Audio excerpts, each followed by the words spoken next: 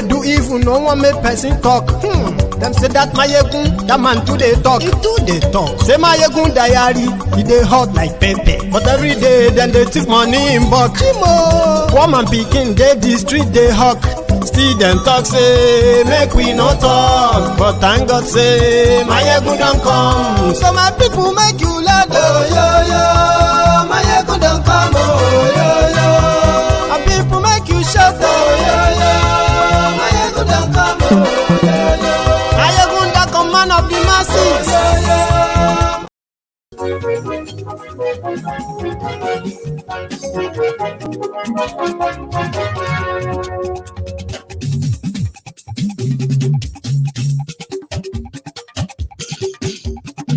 Mayegun làwa mọ̀ làmọ̀ tó dòdòdò. Mayegun diary, Mayegun number one. Hello there. Mayegun làwa mọ̀ làmọ̀ tó dòdòdò. Mayegun diary, Mayegun number one. Good morning to you, good afternoon to you, and good evening to you from wherever you are watching from. This is Mayegun Live.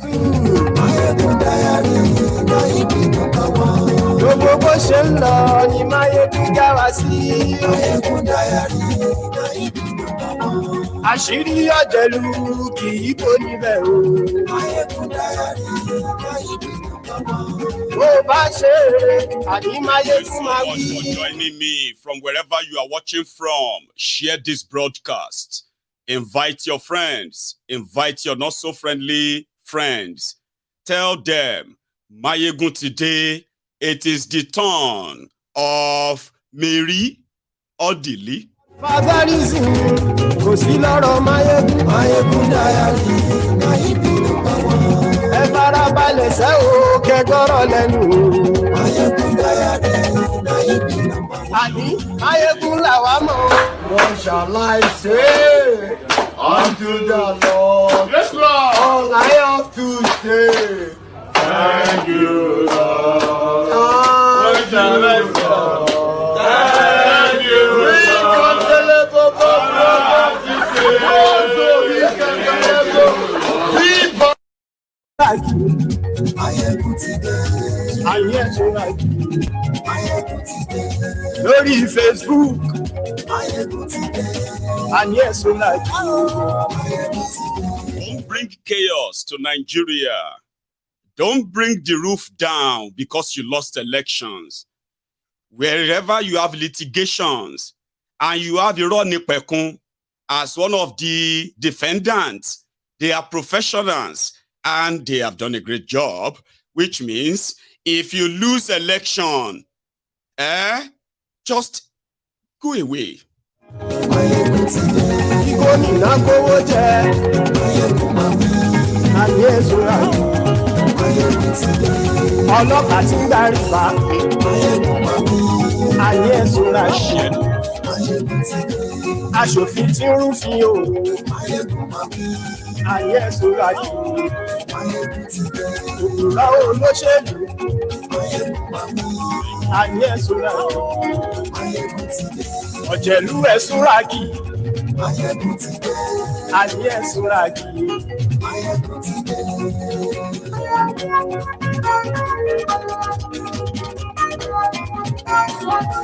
Mayegun ti pé. Motideo. So good morning to you once again. Good afternoon to you and good evening to you from wherever you are watching from. It is Mayegun Live. And I hope you have actually read the description of the broadcast after reading the caption of the broadcast. Yes, there's not much in the description tonight, yeah? Because most of them are going to come later as extra to this main one, trending. I have been saying it repeatedly that this whole establishment is beyond just your politicians. Last night, I was able to also show to you that your politicians have done so well for themselves that they believe to survive in the Nigeria crooked political system, you must have your own mole in the judiciary, in every institution that would likely want to stop or checkmate you. We got to see that last night. I also told you that as the days to the judgment day of your tribunal gets closer and closer, you are going to be hearing from different kind of elder statesmen, they will call them elderly women and men and women, pastors, and then you have imams, and all of them. They will be working your brains to accept a fraud, a coup as a normal thing. It doesn't have to be this much. Of course, if you all have noticed, their main worry is that how are you going to react when the same constitution of Nigeria is finally trampled upon and trashed by this judiciary? So they started the campaign of, don't blackmail us. Stop telling us what to do. Stop trying to intimidate us. Stop asking us questions. Let us do our work. And all these things, like why people were just asking, could you give them a date? Because the longer you wait, the more rumors, ASAs, and other informations will be filtering. I mean, they will be coming out. But rather than them do that, they have embarked on what I told you they would do. You will start hearing from, crooks like Mary Odili. Who is Mary Odili? Maybe we should start from that, okay? And then we get to the message she was sent to deliver. Mrs. Mary Odili, the wife to the former governor of Rivers State, she became a judge while she was first lady. Then she became a member of the Nigeria Supreme Court. She became a Supreme Court judge. That's how she became Justice Mary Odili. Now, the political facilitation of her becoming what she became, which normally, right, as a woman, it was a great achievement in Nigeria judicial system that is mostly populated by men. But behind the scene, Mary Odili is just an instrument, a quota system instrument of systemically stabilizing the rotten establishment called Nigeria. She is just there, like many others, playing her own role in stabilizing the fraud, the corruption that Nigeria represents behind the scene with that wig and others. As politicians are putting their wives, their girlfriends, their children into joining the bench, preparing them to become justices, judges from the lower court, then accelerate their promotion, right, to the Supreme Court, to the Court of Appeal, so that they can then play the key legal balance role for the criminals that actually process them. What is the history of Mary Odili? By 2015, Mary Odili had become the justice of the Supreme Court of Nigeria. A great feat that actually earned her so much respect, including to some of you who are watching me tonight. She's one of those you call the role models. I'm talking about people you would love, your children to look up to and say, look at her, see us, look at her, look at her achievement. She is as stinkingly corrupt as the establishment in Nigeria. So what happened? In 2015, when APC, Egbekegbe, came in, then people destroying people, they've lost the center.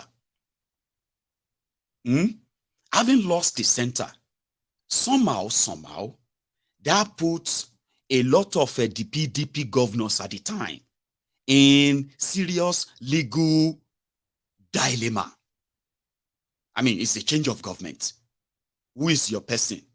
Because Amechi, that lost, replacing himself with his own Suji in River State, they decided to go to court. Werewike that became this mad Werewike, was just like a fish out of the water. His own godmother back then was Patience Jonathan. Meanwhile, before Patience Jonathan, Peter Odili, the former governor, when Goodluck Egbere Jonathan became became president in 2010, it was Peter Odili that actually nominated the former Obiakpo local government chairman, Werewike, as minister under Jonathan. That's how he became the Minister of Education. So he owed them that. And when Amechi started, when Patience Jonathan started dragging Amechi, if you remember, Werewike stood by. In fact, the same thing he's doing right now. It was like, I am the one who can face Amechi. I will defeat him like that. And he got what he wanted. So it was a legal case then.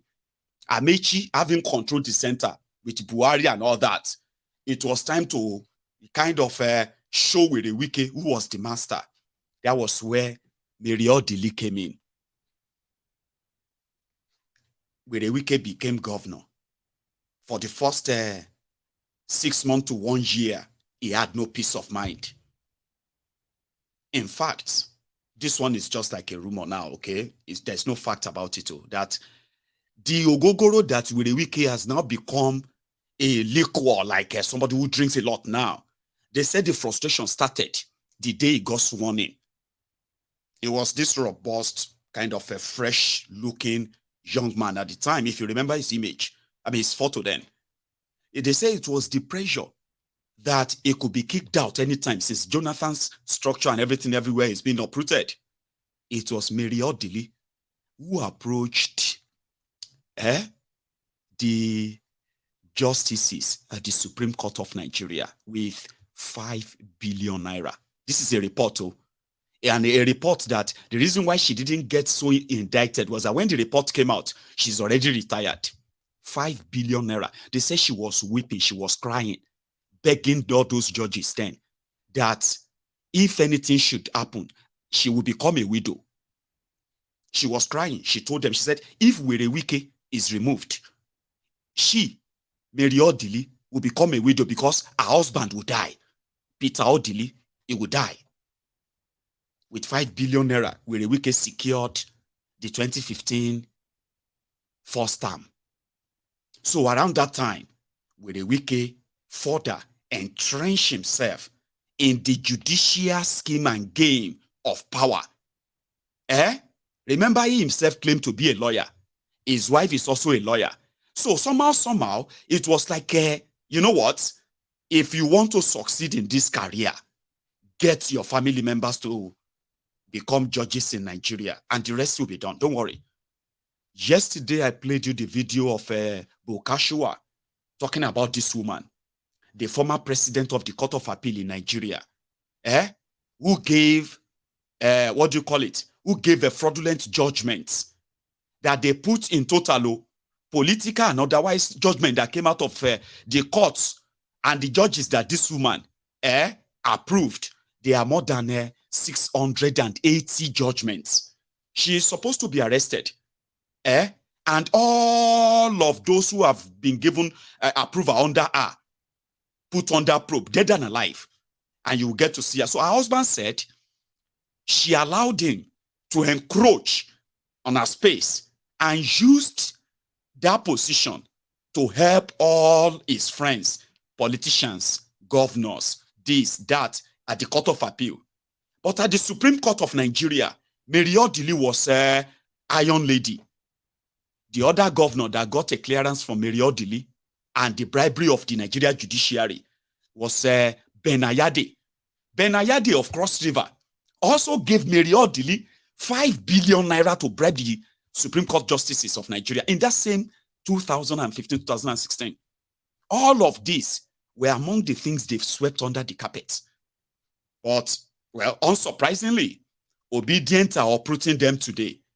And you see, coming out to show all of the corruption allegation against some of these judges, past and present, is what they now call blackmailing them.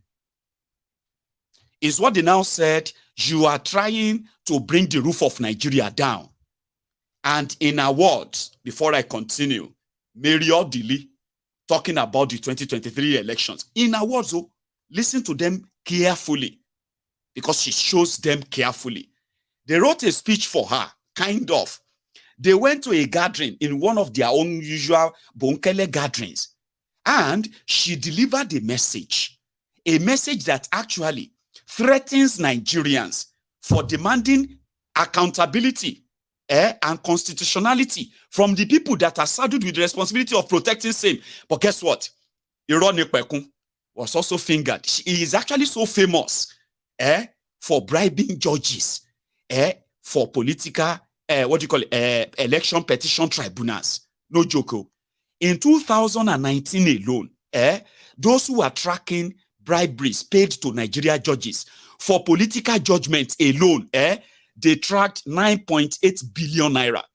Go and Google it. 9.8 billion naira is how much that these people tracked were paid to different judges at different tribunal cases across Nigeria in 2019 alone. Do you get that? And the key person behind that has a message for you. Mary.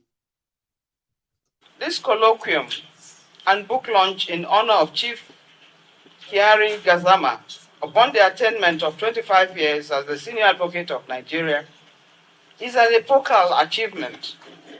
It is no doubt appropriate that the theme is, quote, the Nigeria of our dreams, a call to the patriots.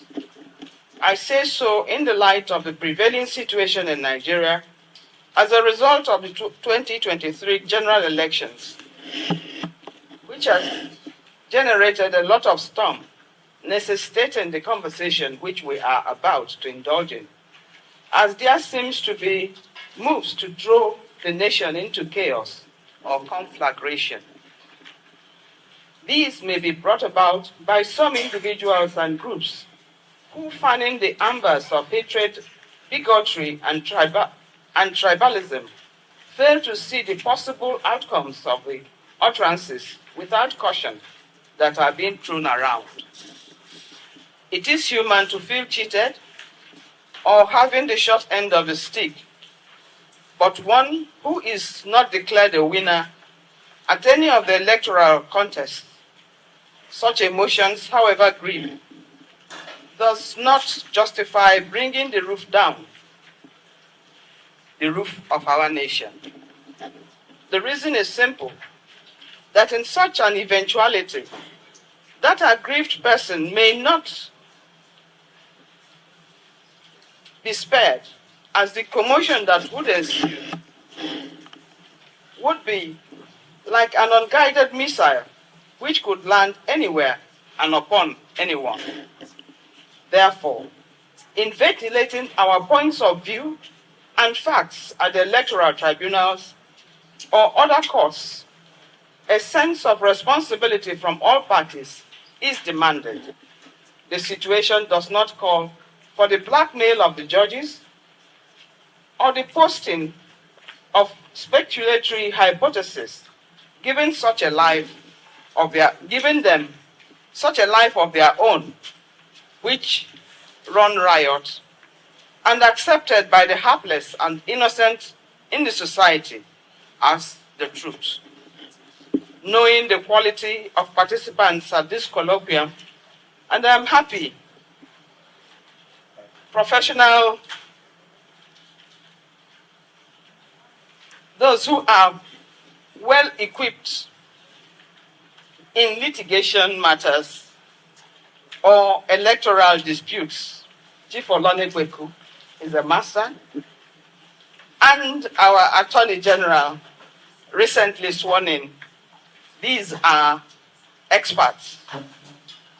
I am confident that having such persons here, including our chief host, Chief J.K. Gazama, there is confidence that at the end of the day, a resetting of the mind would be taking place, and we would keep things in perspective in the full knowledge that elections are seasonal and litigations relating thereto of the same bend. And so, when the seasons are gone, the courts get back to their natural and regular duties of adjudication regarding the affairs and rights of all persons, irrespective of their status in life.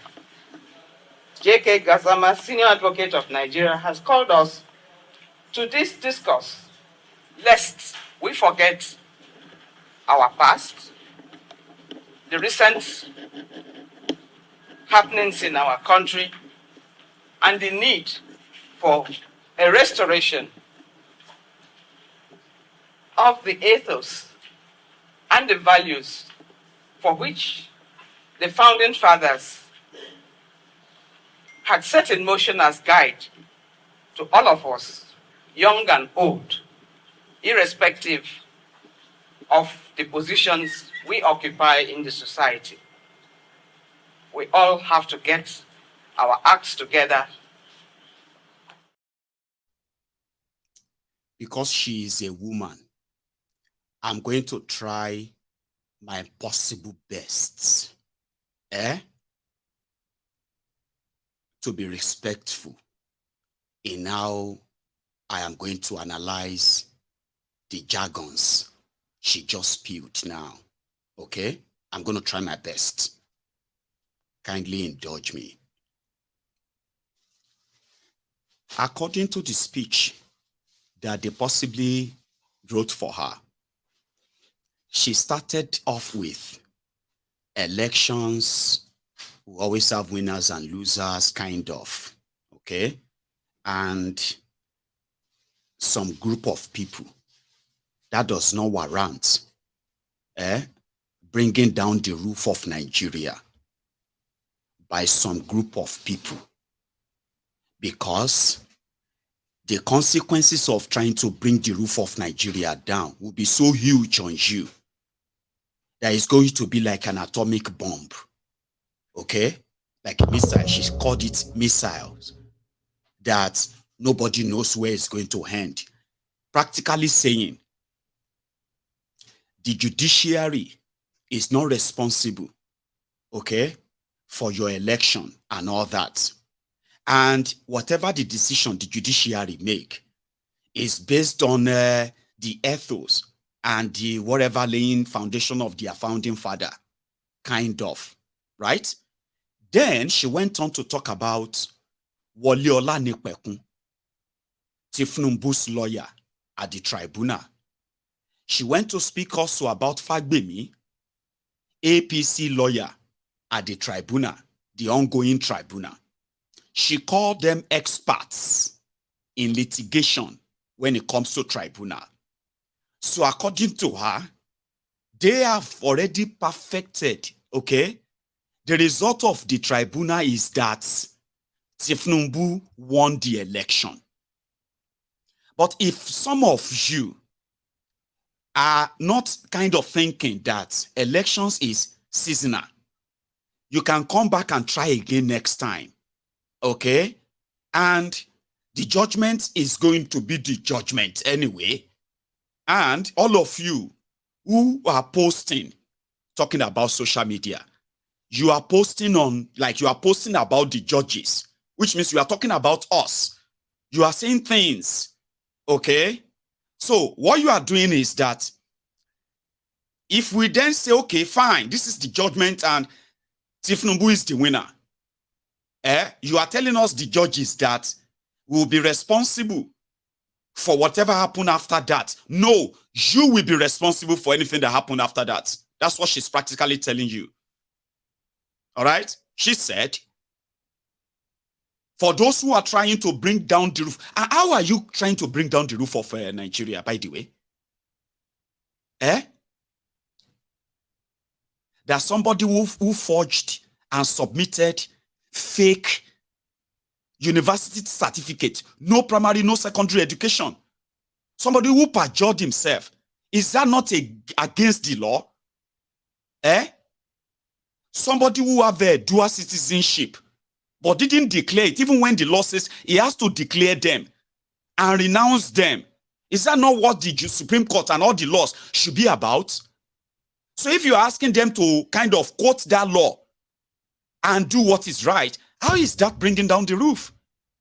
How? Okay. I am sorry, guys. I want to replay it. This colloquium and book launch in honor of Chief Kiari Gazama upon the attainment of 25 years as the senior advocate of Nigeria is an epochal achievement. It is no doubt appropriate that the theme is, quote, the Nigeria of our dreams, a call to the patriots. I say so in the light of the prevailing situation in Nigeria as a result of the 2023 general elections, which has generated a lot of storm, necessitating the conversation which we are about to indulge in, as there seems to be moves to throw the nation into chaos or conflagration. These may be brought about by some individuals and groups who, fanning the embers of hatred, bigotry, and tribalism, fail to see the possible. Please, which group fan the ember of hatred and tribalism in this your charade election?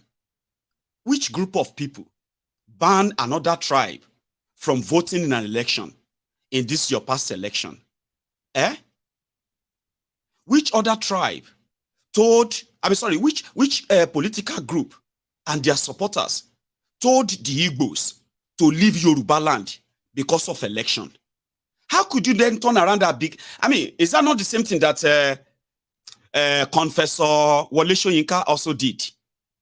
When he decided to gaslight you by claiming that you are the fascist, you are people who don't want to listen to other people's opinions, you are disrespectful, you want everybody to follow you, you obedient. Were you not seeing the gaslighting at the time? Eh? All of these things are intentional. They know you will react so that they can say, hey, look at them. What did Mary Odili say now? What did she say now? That they have started abusing her, eh? She only said those who are sharing bigotry and all of that. No, be on this same street. See, people told you that nobody will vote for Peter Obi in northern Nigeria because he is an infidel. Have you forgotten? Eh?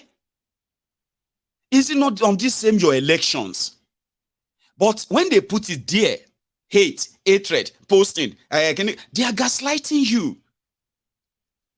Because they know you are going to react. And then they can say, what did she say now? Are you going to now abuse Ooni of Ife?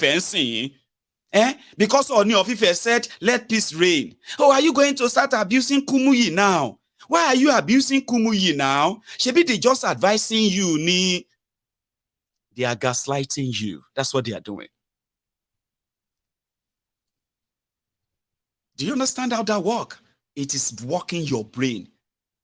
Ironically, that defended Tifnumbu, dual citizenship, Guinea passport, inside court, the smart professional Ironically said the Guinea passport of Tifnumbu, the Guinea citizenship of Tifnumbu has expired. Because the passport has expired.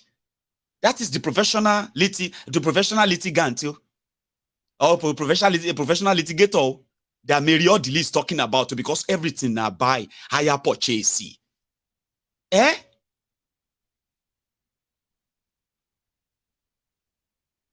But that's what they do. And that's exactly what they are going to get into now.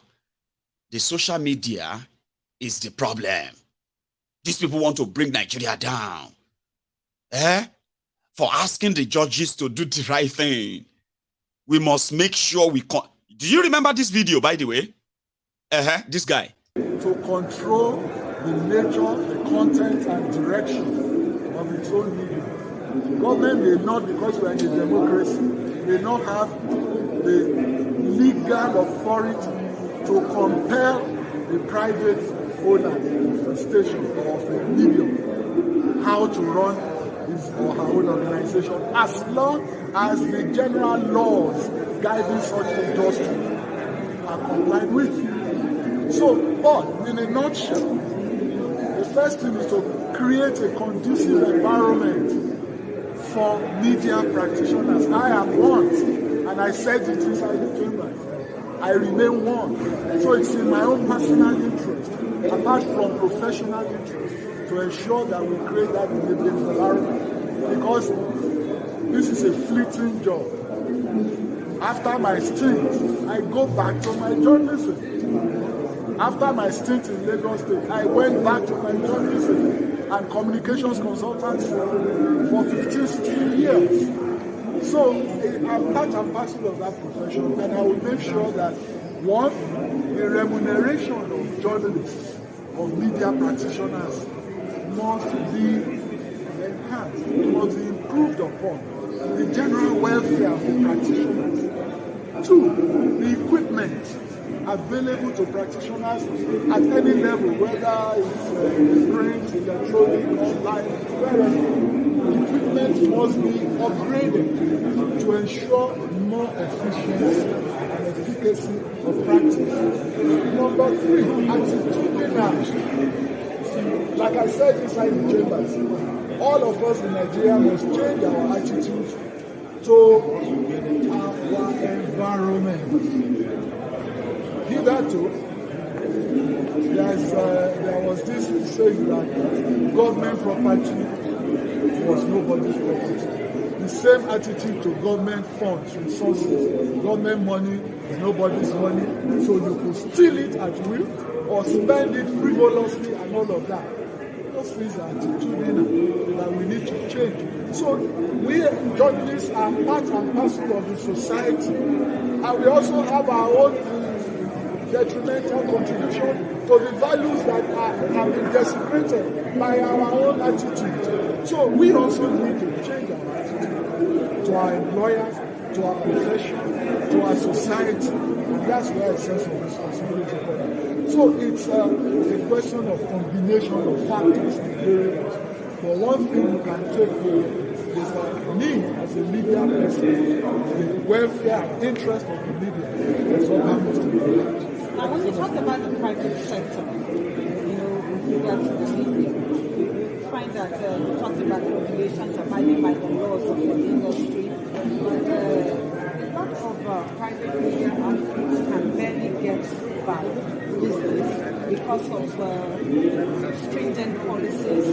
Like you talked about the NBC, the annual dues. Some of them are almost stringent, let me just use that word. Media owners are struggling. They are not like NTA and the others that have subvention. So, I don't know what can we do to make the environment more conducive for the private sector. I have already said what I can do for the private sector. Regulations and like no, I disagree with you that the fees are stringent at all. At all. How much is the fee? Per annum. I don't want to talk about it. If you take me up on that, I will take you up and I will reveal a lot of things, even about the practice in the private sector. In fact, I've always held that. Something, right? Let me save you all that stress. Because it's still pretty much like about 3 minutes away from where I actually wanted him to drop that line. And the line is about regulations, okay? Especially when it comes to free speech and all that. And that is when Dele Alakori started talking about control. Now, control, changing attitude, changing orientation. Those are the kind of a sound words that you are going to be hearing from this criminals and those they are going to also hire to speak to your brain and to your mind. All these sound words, right? It's not that they actually believe in any of them, but at the same time, it is the drive for their real agenda, control. We need to begin to let our young people think like this. Just what they have been kind of fighting, okay? Because they've had a lot of control for a while, but they are losing that control right now, and they are now kind of putting it in their words like orientation. We must do everything to make sure that our youth understand what is called respect for authority. Our youth, they must understand something called the fear of God, to listen to elders, because the elders knows best. Whatever the elders see sitting down, if a young man climbed Kilimanjaro, 1,000-story building, he will never see it, and all those nonsense that they love to say. So orientation change. Don't join them. When you see all these people that are currently abusing, criticizing people who are old enough to be their fathers, people who are old enough to be their mothers. Don't be like them, because government is doing everything now to start arresting them. Don't end up in jail. Don't let government kill you. That is the orientation they want to kind of start spreading already, but it is too late. When they gave this guy appointment, they said, oh, they are appointing a young man. Tifnumbu has the vision. Bosunti Jani Abi, sure. Listen to him. His own idea of how to control communication, how to control what people say or share about the people in government and others. Just same way like the social media bill, hate speech law that they were trying to put together under Bokwari that failed. So these guys are back, maybe with better English now. In the US, a couple of elections ago, and what role did it play? The ability to hack Facebook. Today, we all know in Nigeria as well, the role that platforms like Twitter plays in shaping what people think, how people think in most cases, without being aware. So your data is extremely important. The minister assures that collaborative measures are already in place to ensure the safety of Nigerians' data. We are taking proactive steps to strengthen our data protection framework. We're working with all stakeholders, including the National Assembly, towards the enactment and implementation of robust data protection laws, one that is aligned with international standards. These laws will hold organizations accountable for how they collect, process, but also store data, so that everyone is fully aware about how their data will be used. The Nigeria Data Protection Commission was established after President Bola Tinubu signed into law the Nigeria Data Protection Bill with a core mandate to enhance personal data protection, develop personal data protection technologies, conduct investigations into violations, and impose penalties, among others. The National Commissioner of the Commission, Mr. Vincent Olatunji, says no violator will be left to go scot-free. The fact is that Nigeria Data Protection Commission can issue fine to any organization. Just happened in South Africa. The Data Protection Commission issued a fine to the Federal Ministry of Justice. And the funniest thing, their DPA is under the Ministry of Justice there. Just like NDBC in Nigeria issue a fine to our Federal Ministry of Publications, Innovation and Digital Economy. You know what that means. That is the extent the whole world is going. And the fines can be very huge. The consensus reached at this event is that inasmuch as the Data Protection Commission collaborates with relevant government agencies to ensure compliance, citizens must also educate others around them on the value of their data and how to protect it from being exploited. And that's Bosuti Jani talking about, they kind of concentrating on collecting data for whatever other nonsense they said in there. But behind the scene, the job that ISA pandemic did, collecting the data of Nigerians, Okay, this is what you just saw there, right? Is already in effect, but it isn't to help the economy of Nigeria like they just postulated. Because what they have done so far, okay, is to collect the data of Nigeria which passes through them. They have invested money into hacking into your WhatsApp. Okay, if you are communicating on WhatsApp through Nigeria, they can read your WhatsApp. They bought a machine for that.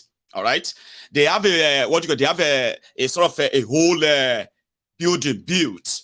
Okay, and that building is to sort through all the data. For those who are talking about, that was under Bokwari, those who are talking about Bokwari, those of you who are using the social media to organize, you know what happened during the NSAS, all right?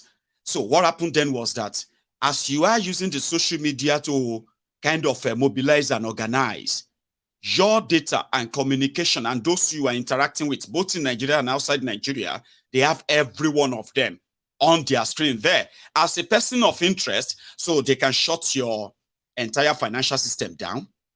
They can kind of shut down your international passport, your passport, right? And they can also listen to your communication, your text messages and every one of them, so that they can pick you up anytime, anywhere. Bosun Tijani, show working, all right, is here to talk about data, and it started from Twitter. Remember Twitter? Twitter, this and that. So we want to work and make sure there are companies who uses Nigeria data, they are responsible for blah, blah, blah, blah, blah. No. That's already existing. All right. There is not going to be anything new. But all of this, as part of the control mechanism being put in place, their main enemy, the only real enemy, is the social media. Do you remember when Layamo said, was asking the National Assembly if they could give him or make law, anything at all that could give them the power to switch on and switch off the internet in Nigeria, like they did in Gabon, like they did in some of these African countries. Whenever the dictators there wanted to rig their elections, they switch it off. Do you remember when Layamo asked for that? I told you they've never really given up on that. This guy, Bosun Tijani, and whoever they gave the communication whatever to, right? They are going to use the fact that he's a young person with that young face, speak some level of, add some accent to that your Ejigbo English, yeah? And then afterward, you know, the young people will see you as a kind of an inspiration. Carry them, reach the middle of the river, show them the picture, right? And then tell them, if you can't swim, you're on your own. Just like a ISA pandemic did. Now, in all of this, one crucial thing that could have actually make sense from, it's not even just one, talking about a collection of that, data. When ISA pandemic was there, okay, usually, all right, when you get some of this data, they are very useful for security. The Bosun Tijani, if he needs any data to help economy, okay, he can easily just go to the NBS where they are writing the figures. That's where you can know, you know, where you can invest in Nigeria, which area needs development and all of that. If the numbers were right, Abi, so Bosun Tijani could get from that. But you see, the good area of data collection, especially for security purpose, when they are listening to your communication, is to prevent crime, all right? Or, to prevent a crime from happening.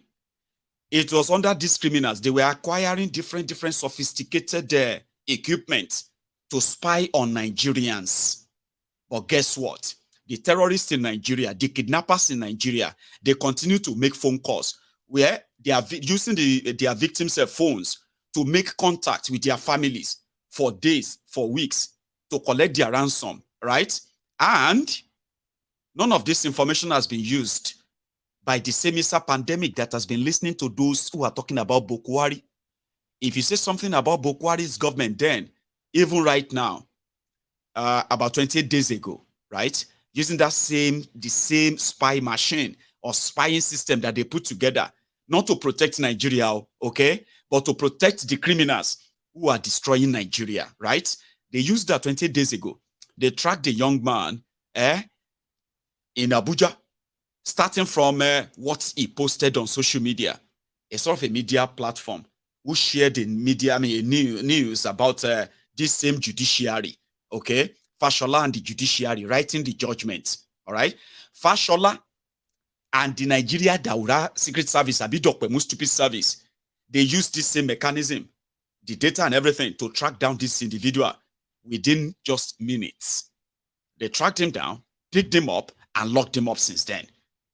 Because they said he wrote something that is not true, a defamation. But they locked him up for 28 days. There are people that have been locked up that way, using that same mechanism, okay, tracking them down, but they've never been able to track terrorists in that Nigeria. So, Bosun, Dele Alakori, Mary Odili, and the rest of those who are still going to speak, pastors, imamu, afasi, and the rest of them, your bishop, your elder statesmen here and there, they are all going to speak the same language to gaslight you by telling you that you are going to be the problem. And something must be done. That's what they are telling themselves in the corner of their different rooms right now. What do you think we can do? We need to control the social media. That is where they normally organize and mobilize. So we need to begin to put in place mechanism to control this. So if we can control the way they communicate, we can control the situation. And I promise you this, that's exactly what they are working on right now. Yeah, because the tension is high. No matter how much you pretend on social media, that you are seeing it or you are not seeing it, right there in Nigeria, there is actually a real tension about the tribunal. This legitimacy battle that you are hearing is actually so real on the street of Nigeria. So they need all these pastors. They need all these, your religious leaders, your elder statesmen, old men and women, to begin to drop in. So as you are kind of pushing them and say, sure, Baba, leave us alone. What kind of advice is this? Do you get what I mean? So they can easily just tag you what they have always wanted to tag you, the fascist. And if that is what you want to be, then they need to do something. They need to control you. They need to control what you can do. And from what I have heard, right, in their way of controlling the situation, there are so many of you that will end up in exile. There are some of you that are going to end up in prison, just disappear. The reason is because they believe that without the social media, there is actually no power. There is actually no fighting chance for those who are going to reject, or those who have rejected the charade election, and those who are saying all eyes on judiciary. Control that. Pay people to convince people not to participate. You will begin to see messages, videos, voice messages on your WhatsApps. I say, forward this to people. Hello, my people. I just want you to know that I am currently I am somewhere in Imo State. The Igbos are already doing a meeting. If you see all the guns that are here, they are saying that they are going to bomb Nigeria. If the tribunal fail to declare Peter Obi, you begin to hear those kind of audio recorded by some lunatics. All right? It is to drive a narrative that those of you who are asking the judiciary to do the right thing, you are the problem. What is wrong with you? Why are you so insistent? Why are you why are you talking about the judges? What is wrong with you? You have lost the election, move on. So the preparation to lead to that, you see this tribal, religious, this and that, you are going to begin to see from your mama, from your papa, they will begin to receive all those voice notes. Mayegun, please, help us share this. Have you seen what they said that the Igbos are planning because of Peter Obi? Mayegun, these people are going to show Nigeria. Some of you will see them as good thing in your ignorance. Some of you are going to see them as a insightful thing. Hey, you, Mayegun, have you seen a video? Have you seen the video of where they have captured some Yoruba? They said that they will kill them if they don't declare or be winner. They will kill the Igbos if they don't. I mean, you will see some of them too making video. You be like say all of you Igbos. You be like say you the crazy Abi. You think say Judiciary will declare Peter Obi, and all of you go see there around here. We go kill all of you. If you try to think, if Judiciary, all those things are going to be flying soon. As you are hearing them and seeing them, my advice for you is this: if you come across them, there is no point in trying to find out is it true or not, because they are not, and they will never be. I told you before that as the days for your judgment is nearing, you will begin to even ask yourselves, wait, why are these people saying we should? Why are they gaslighting us? Do they have the judgment already? Like, have they seen the judgment? So why are they expecting that there's going to be crisis or something is going to happen? Why are they always why are they saying that? She wants a re-judgment. So to those of you who are coming across my video today, I'm saying this to you because I'm speaking from experience, okay? I am not just trying to make you just listen and no. I want you to kind of think about this as real life. I'm actually playing the real life scenario for you right now. I'm talking about things that are going to generate a crisis. It's not because of you. It's not because of you, the obedient, and other Nigerians who have rejected this nonsense, right? It's not because of you that there is going to be violence. They know, but they need to set the stage. They need to stir the water. They need to up the propaganda. They need to up the gaslighting. They need to make you feel doubtful of yourself. They need to make you start feeling guilty of your judgment. They want you to believe that whatever you are thinking right now about this case of court or no court, just know that somebody else is controlling you. Somebody is trying to use you. Listen to me. The propaganda is going to make you feel like if you stand up against these criminals, you are not standing up against them. You are fighting for Obi. They will make you think that what you are doing, you are not thinking straight.